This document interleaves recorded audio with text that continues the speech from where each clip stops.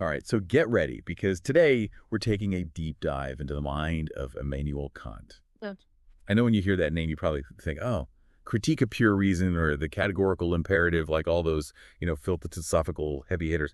But today, we're going to kind of go off the beaten path a little bit. We're going to explore a side of Kant that might surprise even, a seasoned philosopher like yourself. Yeah, that's right. Today we're going to uncover Kant the scientist because, his philosophical development was actually really intertwined with his understanding of like the natural world and particularly things like physics and cosmology. He wasn't like just an armchair philosopher. He was really grappling with the like fundamental nature of reality itself and doing so through a kind of scientific lens. Yeah, I love that. Yeah. Okay.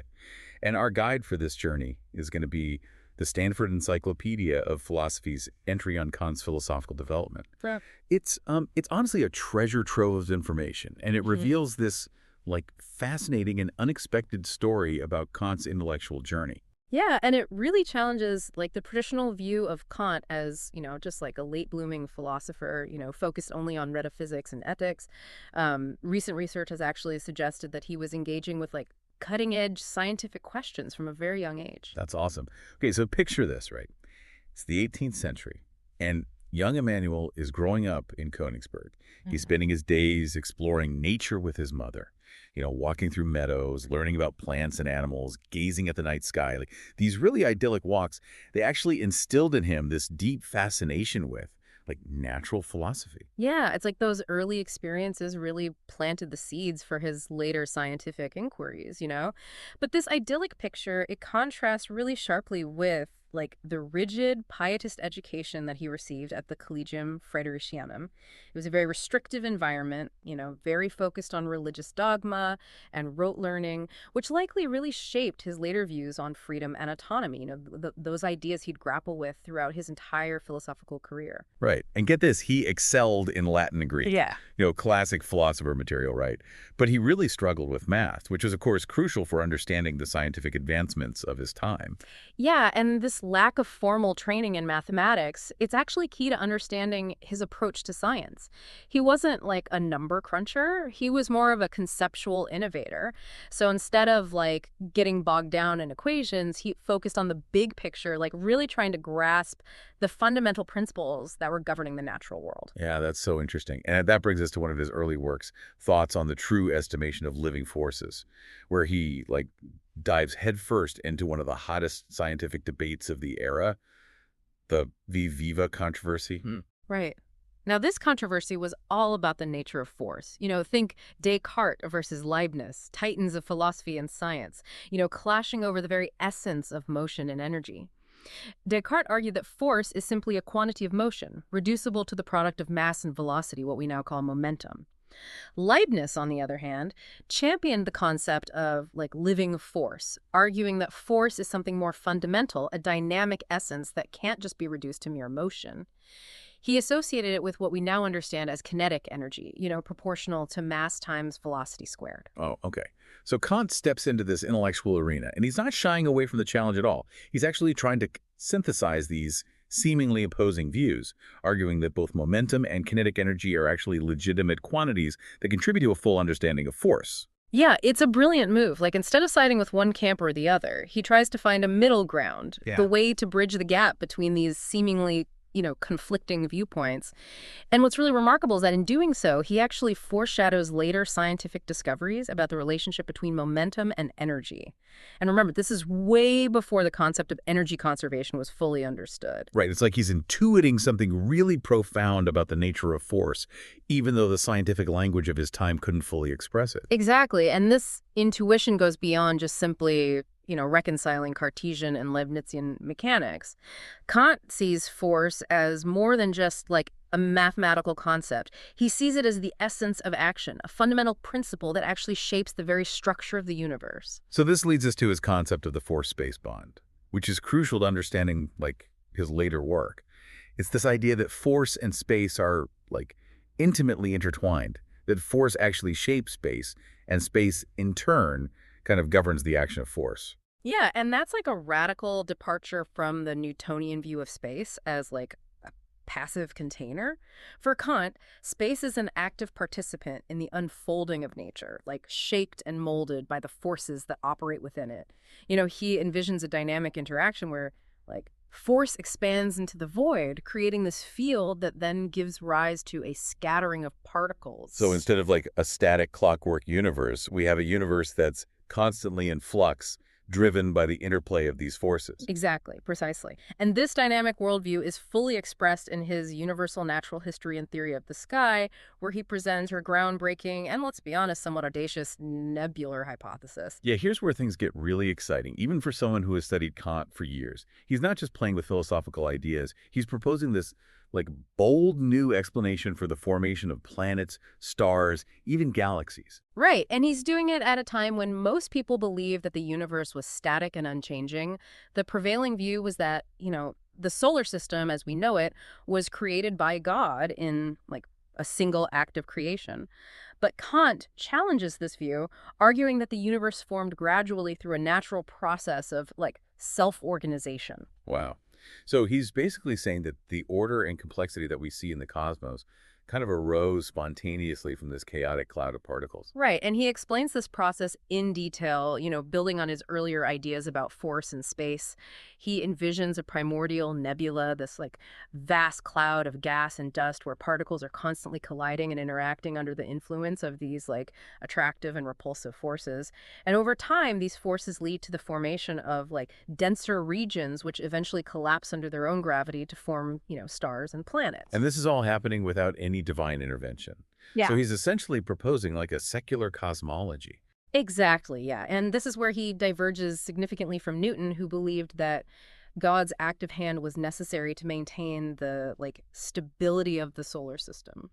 But Kant goes even further, right? hmm He argues that there's this inherent essential striving within nature itself, a drive towards greater complexity and order. Yeah, it's this idea of an essential striving, like suggesting that teleology, the idea of purpose or goal directedness, is actually embedded within nature itself, not imposed from the outside by a like divine creator. So fascinating. Yeah. And this brings us to like one of his most intriguing and perhaps underappreciated Yeah. concepts, the chain of nature. Yeah. He argues that everything in the universe is interconnected, forming this like vast and intricate web of relationships. Yeah, and he challenges like the anthropocentrism that was so prevalent at the time, suggesting that humans are just one link in this vast chain, not necessarily the most important or superior link. He even speculates about the possibility of extraterrestrial life, suggesting that we might not be alone in the universe. It's almost like he's anticipating like modern ecological thinking, recognizing the interconnectedness of all living things and that like delicate balance of ecosystems. Exactly. He saw the universe as like a unified whole, a dynamic system where everything is interconnected and interdependent. It's a vision that resonates deeply with like contemporary scientific understandings of the universe, even if some of his, specific scientific ideas have since been, superseded. So we've got this picture of Kant as this scientific thinker grappling with force and space and the formation of the universe. But what always strikes me about him is he doesn't just stay in one lane. Like he's constantly pushing the boundaries, questioning his own assumptions, and kind of venturing into new intellectual territory. Yeah, that's one of the things that makes him such a compelling figure. He's not afraid to wrestle with these like really difficult questions, even if it means questioning the very foundations of his own thinking. Right. And this intellectual restlessness is really evident in his later pre-critical works where he starts to grapple, I think, more explicitly with the limits of human knowledge and the, like, very possibility of metaphysics. And remember, this is, the era of the Enlightenment, a time of just immense intellectual ferment and debate about like the nature of reason and knowledge and belief. And Kant is right in the thick of it, engaging with some of the most challenging questions of his day. Totally. And you can see this shift in focus, I think, work like the new elucidation of the first principles of metaphysical cognition. Here, he's wrestling with a problem that continues to, like, plague philosophers even today, the relationship between human freedom and natural necessity. Yeah, it's the classic dilemma. Mhm. If the universe operates according to deterministic laws, like how can human actions be truly free? How can we reconcile the idea of, free will with the idea of a lawful, predictable universe? Right, it's enough to make your head spin. So how does Kant attempt to, like, square this circle? Well, he does it by drawing this really subtle but crucial distinction between I think, different levels of reality. Mhm. He argues that while the natural world, like the realm of physical objects and events, is governed by these deterministic laws, there's another realm, the realm of human freedom, that operates according to different principles. So he's not denying the reality of, like, deterministic laws. He's just saying they don't tell the whole story. Exactly, yeah. He's trying to find a way for human freedom to exist within like a lawful natural order. And he argues that free will is what he calls a determining power, this like capacity to resist external impulses and to act according to, self-imposed laws of reason. So it's like he's carving out a space for human agency within a universe that might otherwise seem completely determined. Exactly. And this distinction between like these different levels of reality, it becomes even more pronounced in his later work. You start to see him developing this key distinction between, the phenomenal realm, the world as we experience it through our senses, and the noumenal realm, the realm of things in themselves, which lies beyond our direct Oh, experience. I see. That's a distinction that'll, of course, become like absolutely central to his critical philosophy. But even in these pre-critical works, you can really see him wrestling with these, like, profound questions about the limits of human knowledge and the nature of reality. Right.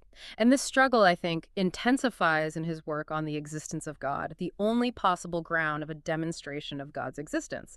Here, he engages with both, ontological and teleological arguments for God's existence, arguments that had been central to Western philosophy for centuries. Right. I remember studying these arguments in my, like, undergrad philosophy classes. The ontological argument tries to prove God's existence from the very concept of God. And then the teleological argument kind of points to the order and purpose we see in the natural world as evidence for, like, a divine designer. Exactly. But Kant, while acknowledging, I think, the intellectual appeal of these arguments, Yeah. ultimately finds them, wanting. He begins to express some pretty serious doubts about the ability of, like, pure reason to prove God's existence or to really provide us with, like, this metaphysical certainty. So he's not necessarily saying God doesn't exist. He's just saying that we can't definitively prove God's existence through, like, rational argument alone. Right. He's starting to question the limits of reason, the limits of, what we can know about the ultimate nature of reality. Hmm. And this skepticism is further fueled, I think, by his encounter with the writings of the Swedish mystic Emanuel Swedenborg. Oh, yeah. Swedenborg was a fascinating and controversial figure. He claimed to have these experiences like visions of heaven and hell and communicating with angels and spirits. What did Kant think about all this? Well, initially, I think Kant was kind of intrigued by these claims, but ultimately he became deeply critical of, Swedenborg's mysticism. Okay, so it's almost like Swedenborg represents like this kind of intellectual temptation for Kant, this temptation to reach for knowledge that's beyond the limits of reason and experience. Right. And while Kant might have been initially drawn to the like allure of Swedenborg's mystical insights, he ultimately rejects them as like fantasies, wild figments of the imagination. And he doesn't hold back his criticism at all. In his satirical work, Dreams of a Spirit Seer, he mercilessly lampoons, like, Swedenborg's mystical claims. Yeah, but it's not just Swedenborg who's the target of like Kant's critique. There's a sense in which he's also critiquing himself, his own earlier tendency to engage in like speculative metaphysics. It's a moment of like profound self-reflection where Kant confronts the limitations of his own thinking and the dangers of like unbridled speculation. It was like he's realizing that the human mind can sometimes be its own worst enemy, kind of leading us astray with wishful thinking and unfounded beliefs. Yeah, and this self-critique, this willingness to question his own assumptions is what ultimately sets the stage for, his critical period. It's the foundation upon which he'll build his, revolutionary critique of pure reason. It's a fascinating journey, isn't it? From exploring, the formation of the cosmos to questioning the very foundations of knowledge itself. Kant's pre-critical period is really a testament to his like intellectual breadth and his unwavering commitment to seeking, truth wherever it may lead. But I'm particularly curious to hear your thoughts on this transition, from his early scientific work to his increasingly skeptical stance toward like traditional metaphysics. What do you think was driving this shift? Well, I think there are a few key factors at play here. First, as we've discussed, Kant was just deeply immersed in, the scientific debates of his era. He was grappling with like the latest discoveries in physics and astronomy, and this exposure to the scientific method likely instilled in him this like greater appreciation for the importance of empirical evidence and rigorous reasoning. So he's seeing the power of science to explain the natural world, and he's starting to wonder if traditional metaphysics can really stand up to that kind of scrutiny. Exactly. And I think this scientific influence is also intertwined with a second factor, his growing awareness of the limitations of human reason. As he delves deeper into these philosophical questions, he starts to realize that there are certain things that we simply cannot know with, like certainty. Right, he's bumping up against the limits of, what we can know about the ultimate nature of reality, about things like God or the soul or the nature of freedom. Exactly. And this realization leads him to question the very project of, traditional metaphysics, which was often based on this assumption that, reason alone could unlock the secrets of the universe. Okay, so instead of trying to build these like grand metaphysical systems that purport to explain everything, he's starting to focus on this more modest, but perhaps more profound question. Like, what are the limits of human knowledge? Precisely. And this shift in focus, I think, really marks the transition to his critical period, a period where he'll undertake this like radical reassessment of the nature and limit of human reason. And that, of course, is where his most famous work, The Critique of Pure Reason, comes in. It's the culmination of his pre-critical journey, a work that will, you know, revolutionize philosophy and continue to shape our understanding of knowledge and reason and the human mind to this very day. All right, so we've journeyed through Kant's early fascinations with science, his forays into cosmology, and we've witnessed his growing skepticism toward traditional metaphysics. And now we arrive at the culmination of all of this, the Critique of Pure Reason. It's a monumental work. It's often seen as dense and daunting, but I think understanding its core ideas is crucial for grasping the full impact of Kant's thought. Absolutely. Yeah. The critique is really a turning point, not just in Kant's own intellectual development, but in the history of Western philosophy as a whole. It's a work that fundamentally, reshapes the philosophical landscape. It forces us to rethink the very nature and limits of human reason. I am ready to have my mind reshaped. So where do we even begin? What's the central question that Kant is grappling with in the critique? Well, at its heart, the critique is an attempt to answer this deceptively simple question. What can we know? You know, Kant is trying to determine the conditions of possibility for human knowledge, to figure out what it is about our minds that allows us to have knowledge of the world in the first place. So he's not just interested in what we know, but how we know it, right? It's Yeah. about understanding the structure of human understanding itself. Exactly, yeah. Kant argues that our minds aren't passive receptacles that simply receive information from the outside world. Rather, our minds are active participants in the construction of knowledge. So we don't just perceive the world as it is, we actually shape and structure our experience through the categories of our understanding. Okay, now you're getting into some of the more technical aspects of Kant's philosophy. I remember struggling with these concepts when I first, encountered the critique. Could you break down some of these key ideas for us, maybe in a way that even someone who isn't, a Kant scholar can understand? Sure. Let's start with one of Kant's most important distinctions, the difference between analytic and synthetic judgments. So an analytic judgment is a statement that is true by definition. For example, the statement all bachelors are unmarried men is analytic because the concept of bachelor already contains the concept of unmarried man. In other words, the predicate is already contained within the subject. So it's a kind of tautology, right? Yeah. You're not really adding any new information to the concept of bachelor by saying that they're unmarried. Exactly. But synthetic judgments, on the other hand, they actually add new information to the subject. So for example, the statement, this table is brown, is synthetic because the concept of table doesn't necessarily include the concept of brown, right? We have to look at the table to determine its color. Oh, okay. So analytic judgments are true by definition, while synthetic judgments are based on experience. But why is this distinction so important for Kant? Well, because Kant is trying to figure out how we can have synthetic a priori knowledge, knowledge that is both informative and necessarily true independent of experience. He believes that mathematics and some of the fundamental principles of natural science, they kind of fall into this category. Okay, so for example, the statement 7 plus 5 equals 12, isn't just true by definition. It's a statement that tells us something new about the world. And yet it seems Mhm. to be like necessarily true, regardless of our experience. Exactly, yeah. And this raises this like really profound question for Kant. How is such knowledge possible? How can we have, knowledge of the world that goes beyond mere definitions, but is nevertheless independent of like experience? So he's trying to explain how we can have knowledge that's both like grounded in our minds and yet tells us something real about the world. Precisely. And this leads him to like one of his most radical and influential ideas. The idea that, the structure of our experience is shaped by the categories of our understanding. And these categories are like, built-in lenses through which we like perceive and understand the world. Okay, so these categories aren't something that we learn from experience.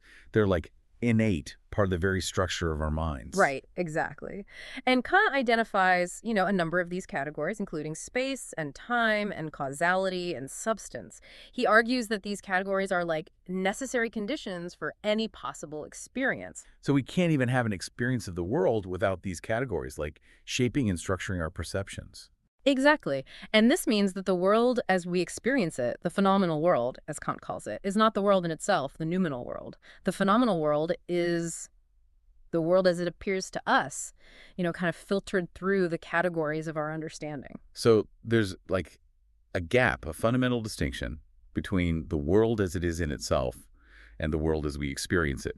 And this distinction, as I recall, has like pretty profound implications for Kant's views on metaphysics. Absolutely. Kant argues that, like, traditional metaphysics, which attempted to make claims about the nature of reality beyond our experience, about things like God or the soul or the ultimate nature of the universe, was making claims that, like, couldn't be justified. It was trying to access the noumenal realm, which is, by definition, beyond the reach of, like, human reason. So all those grand metaphysical systems that attempted to like explain everything, Kant's saying they were overstepping their bounds. They were trying to know what is ultimately unknowable. Exactly. And he's not saying that these things, don't exist. He's just saying that we can't have knowledge of them because they lie like beyond the limits of human experience and understanding. This is where things get really like mind-bending for me. If we can only know the phenomenal world, the world as it appears to us, does that mean that like reality is just a projection of our own minds? Well, that's a common misunderstanding of Kant. He's not saying that reality is like subjective or that we create the world through our thoughts. Rather, he's saying that the world as we experience it is a product of the interaction between our minds and the, things in themselves. So there's like a real world out there, a noumenal realm, but we can only access it through the, filter of our own cognitive faculties. Precisely. And this has like important implications for our understanding of science. Kant sees science as a, valid form of knowledge, but he argues that it too must operate, within the bounds of human understanding. Scientific knowledge is based on experience, on observations of the phenomenal world. It can't, like, make claims about the ultimate nature of reality, the things in So themselves. science can tell us about the like laws of nature, about how things work in the world we experience, but it can't answer those like ultimate metaphysical questions. Right. It can't tell us, like, why the universe exists or, what the nature of ultimate reality is. So where does that leave philosophy if like traditional metaphysics is out and science is limited to the phenomenal world? What role is left for philosophical inquiry? Well, Kant sees a vital role for philosophy, but it's a role that's been transformed by, his critical turn. Philosophy for Kant becomes this critical enterprise, like an examination of the conditions of possibility for knowledge and morality and aesthetic judgment. Oh, okay. So instead of trying to build these grand systems that explain everything, philosophy becomes a kind of like self-reflection, a critical inquiry into the nature and limits of our own faculties. Exactly. And this, like, self-reflection has profound implications for how we understand ourselves and our place in the world and, the nature of freedom and morality. It's a project that continues to resonate with, philosophers today, even those who might disagree with, like, specific aspects of Kant's system. It's amazing to think about the like enduring impact of the critique. It's been over 2 centuries since it was published, and we're still grappling with, its ideas, still debating their meaning and significance. And that's a testament to the like power and depth of Kant's thought. He wasn't just trying to answer the philosophical questions of like his day, he was asking questions that continue to challenge us, that force us to confront the fundamental mysteries of, knowledge and existence and the human condition. I think that's a perfect place to end our deep dive today. We've covered a lot of ground, from Kant's early scientific explorations to his revolutionary critique of pure reason. Huh. And while we've only scratched the surface of his vast and intricate philosophical system, I hope this, exploration has given you a new appreciation for, like, the breadth and depth of his thought. Yeah, I agree. And for our listener, I think the key takeaway is that, Kant's journey is a reminder that knowledge is not this like static thing, but this dynamic process of questioning and exploring and pushing the boundaries of what we think we know. He challenges us to be critical thinkers, to examine our assumptions, and to, never stop seeking a deeper understanding. And who knows? Maybe this deep dive will inspire you to embark on, like, your own Kantian exploration. There's a whole universe of thought waiting to be discovered within his work. So until next time, keep diving.